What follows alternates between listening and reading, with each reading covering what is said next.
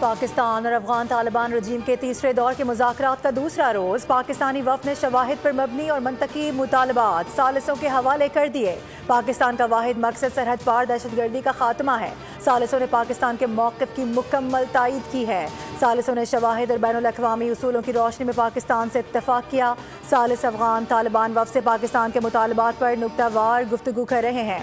तर्जुमान दफ्तर ख़ारजा के मुताबिक सोशल मीडिया पर गर्दिश करती इतलात क़यास आराइयाँ या गुमराहकुन प्रोपेगेंडा है। अफगान अकाउंट से फैलाई जाने वाली मालूमात बेबुनियाद और गुमराहकुन है। सोशल मीडिया पर जारी होने वाले किसी भी किस्म के बयान पर कान ना धरे जाएं।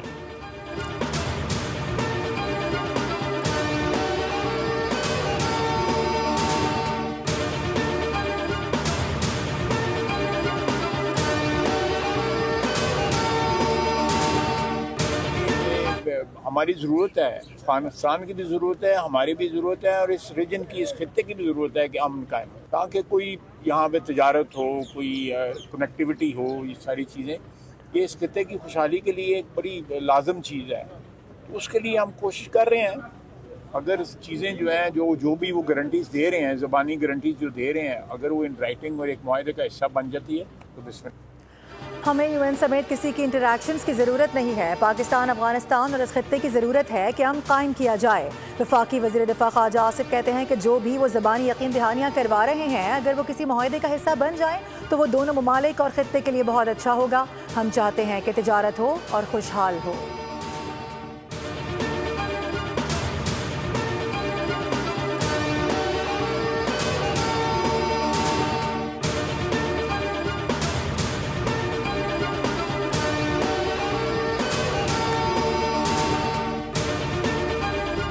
वज़ीर आज़म सरकारी दौरे पर अज़रबैजान के दारुल हुकूमत बाकू रवाना। शहबाज शरीफ अज़रबैजान के यौम फ़तह की 5वीं सालगिरह की तकरीब में शिरकत करेंगे।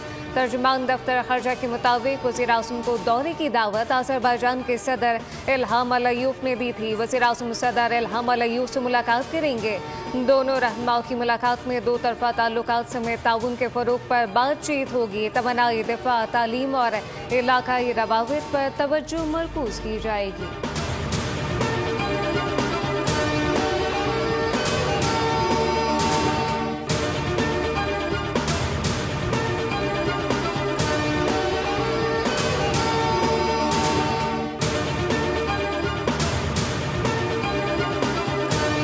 ईरानी पार्लियामेंट के स्पीकर डॉक्टर मोहम्मद बाकर की वफ़द के हमरा वज़ीर आज़म शहबाज शरीफ से मुलाकात, मसाइल के लिए बातचीत और सिफारतकारी जैसे पुरअमन तरीक़ों पर दोनों ममालिक ने गैर मुतज़लज़ल अज़्म का इरादा किया। वज़ीर आज़म ने ईरानी सुप्रीम लीडर और सदर मसूद पज़ेश्कियान के लिए खैर सगाली के पैगाम दिए। कहा कि पाकिस्तान और ईरान मुस्लिम ममालिक दुनिया के अमन और मुस्लिम उम्मा के इत्तेहाद के लिए पुरअज़्म है। दोनों ममालिक रियासती दहशतगर्दी और ख़ुद मुख्तार ममालिक के खिलाफ बिला इश्तिहाल हमलों की शदीद मज़म्मत करते हैं। पाकिस्तान और ईरान बदकिस्मती से दहशतगर्दी का शिकार रहे। दोनों ममालिक पूरी दुनिया के लिए अमन व खुशहाली और इलाकाई ताउन के अलम बरदार हैं।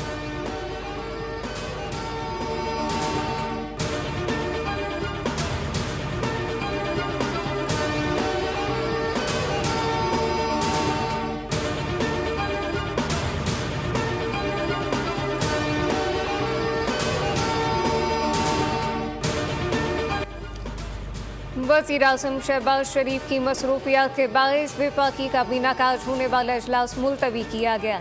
इजलास में आईनी तरमीम के मुसवदे की मंजूरी दी जानी थी। काबीना से मंजूरी के बाद आईनी तरमीम का बिल आज ही सेनेट में पेश किया जाना था। गुज़िश्ता रोज़ 27वीं आईनी तरमीम से मुताल्लिक वज़ीर आज़म ने इत्तेहादी जमातों को एतमाद में ले लिया। वज़ीर आज़म ने एमकेएम पाकिस्तान के वफ़द से मुलाकात में बल्दियाती मुसवदे को 27वीं तरमीम में शामिल करने का यकीन दिलाया, जिसके बाद मुत्तहदा ने भी तरमीम की हिमायत की। वज़ीर आज़म से काफली के 4 रुकनी वफ़द ने मुलाकात की, जिसमें मुजव्वज़ा 27वीं आईनी तरमीम पर गुफ्तगू मुशावरत की गई। अलीम खान की क़यादत में इस्तेहकाम में पाकिस्तान पार्टी के वफ़द को भी वज़ीर आज़म ने एतमाद में लिया।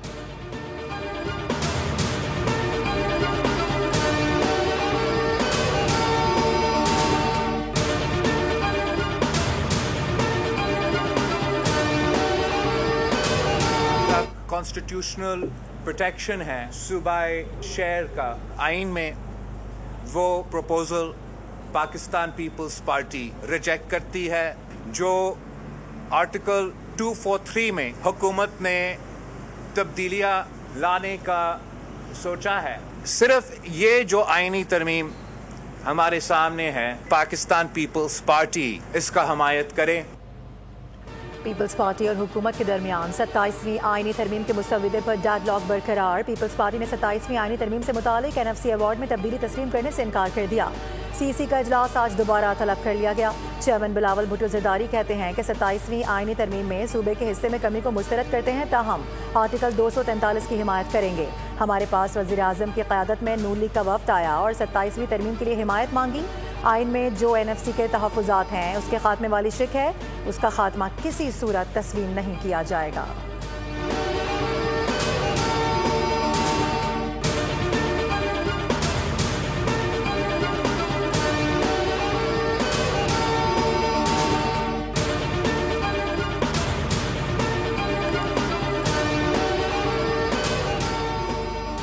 सुप्रीम कोर्ट में मुजव्वज़ा 27वीं आईनी तरमीम पर जजेस और वकला के दरमियान दिलचस्प मुकालमा। दौरान समाअत वकील फैसल सिद्दीकी ने नाम लिए बगैर 27वीं आईनी तरमीम का तज़किरा किया। जस्टिस अमीनुद्दीन खान ने इस्तफसार किया कि क्या ये केस आज ख़त्म हो जाएगा। वकील फैसल सिद्दीकी ने जवाब दिया कि मेरे ख्याल से आज शायद केस ख़त्म ना हो पाए। जस्टिस जमाल मंदोखिल ने रिमार्क दिए कि रात आपके हक में कुछ पेशरफ हुई है। वकील ने कहा कि मुझे कोई शुबा नहीं, सुप्रीम कोर्ट का कोई कुछ नहीं बिगाड़ सकता। जस्टिस जमाल मंदोखिल ने कहा कि अगर यही ईमान है तो फिर फिक्र की क्या बात है। जस्टिस अमीनुद्दीन खान ने रिमार्क दिए हम आइन के पाबंद हैं। जस्टिस जमाल मंदोखिल ने रिमार्क दिए कि इमारत के तब्दील होने से इख्तियारात कम नहीं होंगे।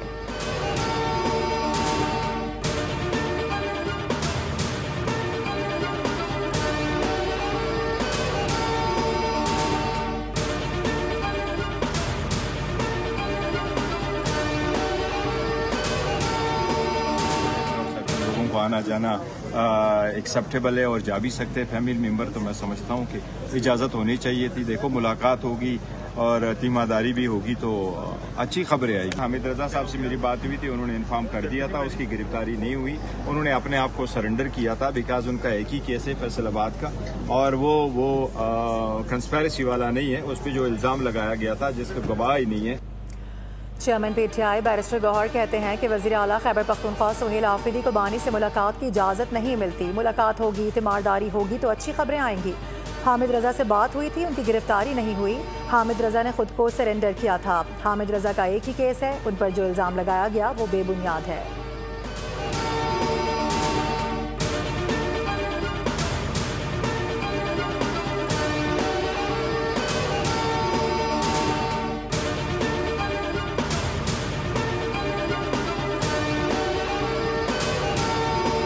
उसका जिस तरह जवाब दिया, जेन्युइनली एक जंग जीती। आई थिंक उसमें जो हमारी फील्ड मार्शल साहब है उनको और उनकी पूरी जो हमारी अफवाज पाकिस्तान है उनको पूरा क्रेडिट जाता है। उन्होंने जबरदस्त लीडरशिप फराहम की और पाकिस्तान को माशाल्लाह पूरी दुनिया में एक जो है बड़ी बाइज्जत जगह मिली। अब दुनिया पाकिस्तान की तरफ देख रही है।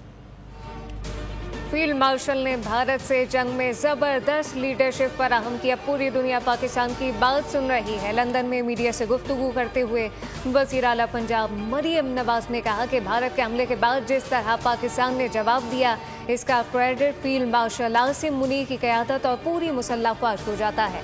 भारत को शिकस्त देने के बाद दुनिया पाकिस्तान को एक तब्दील रवैये के साथ देख रही है। मरियम नवाज ने कहा कि कारकर्दगी में शहबाज शरीफ का रिकॉर्ड नहीं तोड़ा, शहबाज शरीफ के बताए हुए रास्ते पर चल रही हूँ। पंजाब को चलाना आसान काम नहीं था। पंजाब में CCD के 22 लोगों की जिंदगियां महफूज हैं। वज़ीर आला पंजाब लंदन में 2 रोज़ क़याम के बाद ब्राज़ील रवाना होंगी, जहां COP30 इजलास में शिरकत करेंगी। पंजाब के फ्लैगशिप प्रोजेक्ट पर ब्रीफिंग देंगी। सुथरा पंजाब ई-मोबिलिटी के बारे में शुरा को आगाह किया जाएगा।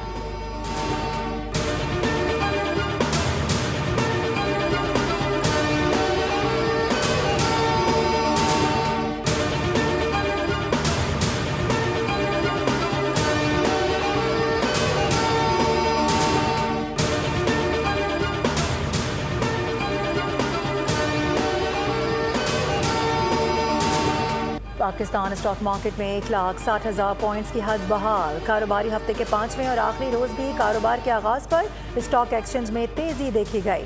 100 इंडेक्स 1000 से ज़ायद पॉइंट्स के इजाफे के साथ 1,60,305 पॉइंट्स की सतह पर पहुंच गया।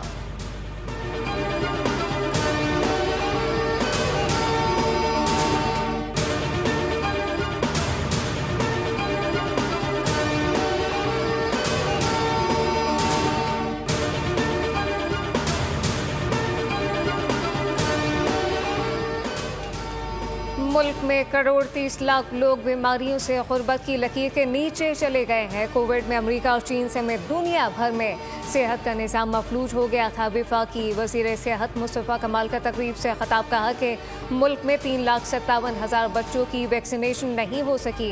जिन बच्चों की वैक्सीनेशन हो जाती है वो 13 बीमारियों से महफूज हो जाते हैं। तमाम बच्चों को 13 मुख्तलिफ बीमारियों से बचाने के लिए वैक्सीनेशन मुकम्मल करवानी होगी। अगर लाखों बच्चों की वैक्सीनेशन नहीं होगी तो अस्पताल भर जाएंगे।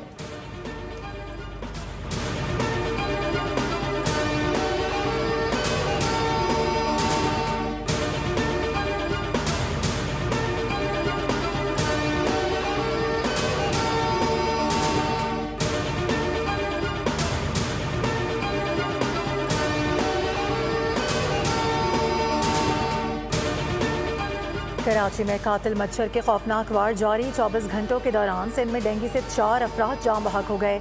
जाम बहक अफराद में 3 बच्चे और 30 साला खातून शामिल।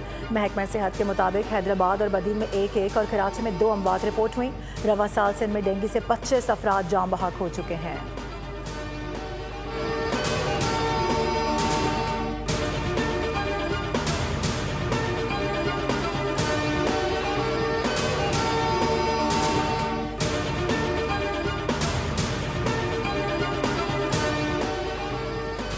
लाहौर हाई कोर्ट में स्मॉग तदारुक केस की समाअत मोशन। स्टैकर के बगैर चलने वाली गाड़ियों के खिलाफ कार्रवाई का हुक्म। धुआं देने वाली गाड़ियों को बंद किया जाए। अदालत ने कहा धुआं देने वाली गाड़ियों को मोटरवे से दाखिले की इजाज़त ना दी जाए। जीटी रोड पर भी धुआं देने वाली गाड़ियां दिखाई ना दें। अदालत ने पूरे शहर में आगाही बैनर आवेजा करने का हुक्म दे दिया।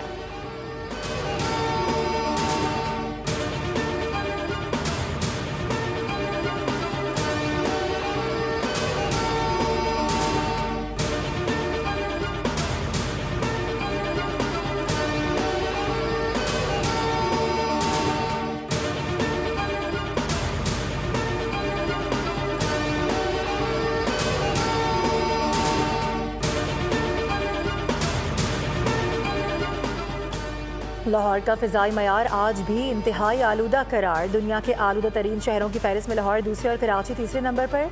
लाहौर की फ़िज़ा में आलूदा ज़रात की मिकदार 291 पार्टिकुलेट जबकि कराची की फ़िज़ा में आलूदा ज़रात की मिकदार 251 पार्टिकुलेट रिकॉर्ड की गई। दुनिया के आलूदा तरीन शहरों की फहरिस्त में दिल्ली का नंबर पहला है।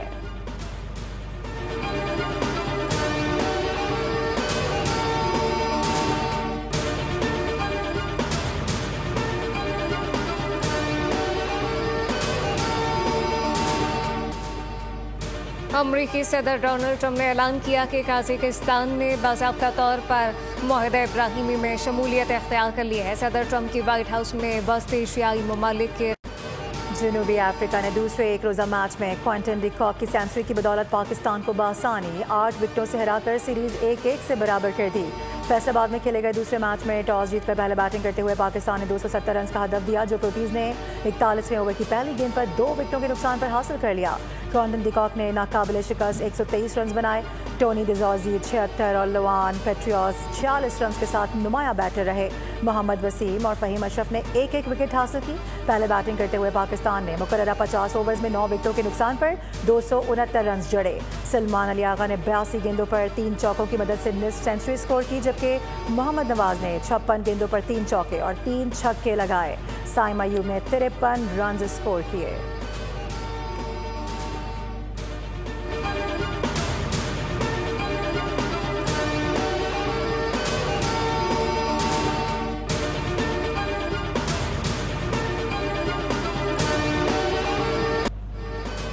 हांगकांग सिक्सेस टूर्नामेंट में पाकिस्तान का फातेहाना आगाज। पहले मैच में कुवैत को 4 विकेटों से शिकस्त दे दी।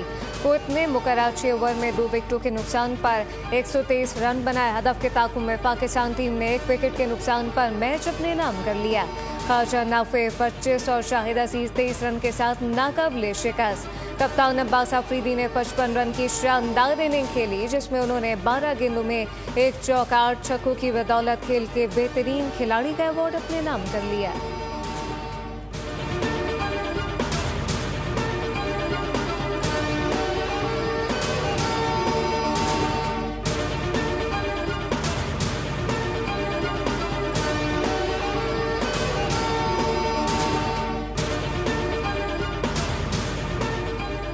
Mohammad Irfan Khan Asia Cup Rising Stars 2025 में पाकिस्तान शाहीन्स की क़यादत करेंगे। इवेंट 14 से 23 नवंबर तक कतर में होगा। 8 टीमों का टूर्नामेंट पाकिस्तान ग्रुप बी में ओमान, भारत ए और यूएई के साथ शामिल है। पाकिस्तान का पहला मैच 14 नवंबर को ओमान के खिलाफ होगा, दूसरा टाकरा 16 नवंबर को भारत ए से और तीसरा 18 नवंबर को यूएई के खिलाफ होगा। सेमीफाइनल्स 21 नवंबर जबकि फाइनल 23 नवंबर को खेला जाएगा।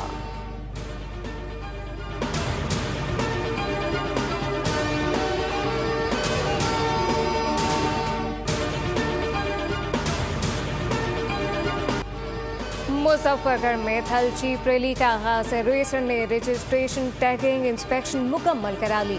इवेंट में खवातीन भी बड़ी तादाद में शरीक। हर तरफ चमचमाती धूल उड़ाती गाड़ियां मैदान में उतरेंगी।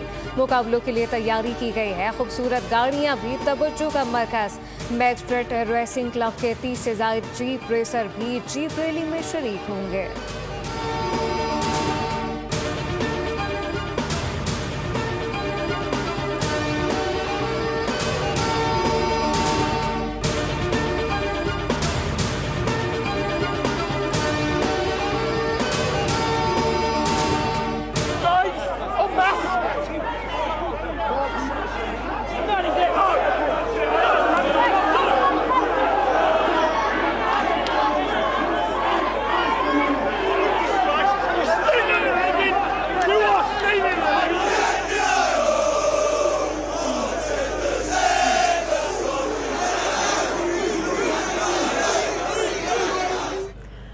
इंग्लैंड के ऑस्टन विला क्लब और इसराइली क्लब मकाबी के दरमियान फुटबॉल मैच के दौरान फ़लस्तीन के हक में एहतजाज। स्टेडियम के बाहर हज़ारों अफराद ने फ़लस्तीनियों से यकजहती का इजहार किया। इसराइली फुटबॉल क्लब से बैनुल अक़वामी मुकाबलों में शिरकत पर पाबंदी का मुतालबा कर दिया।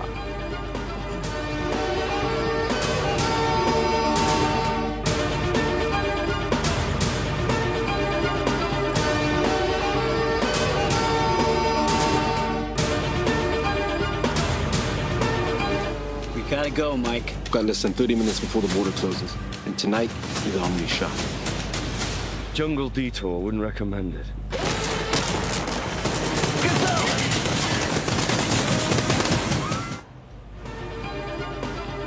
और दिलेर साबिक फौजी की जांबाजी। सहाफ़ी और कर्नल की बेटी को बचाने के लिए अपनी जिंदगी दांव पर लगा दी। एक्शन और थ्रिल से भरपूर मूवी लॉस्ट हॉरिज़ॉन का ट्रेलर जारी। फिल्म 28 नवंबर को रिलीज की जाएगी।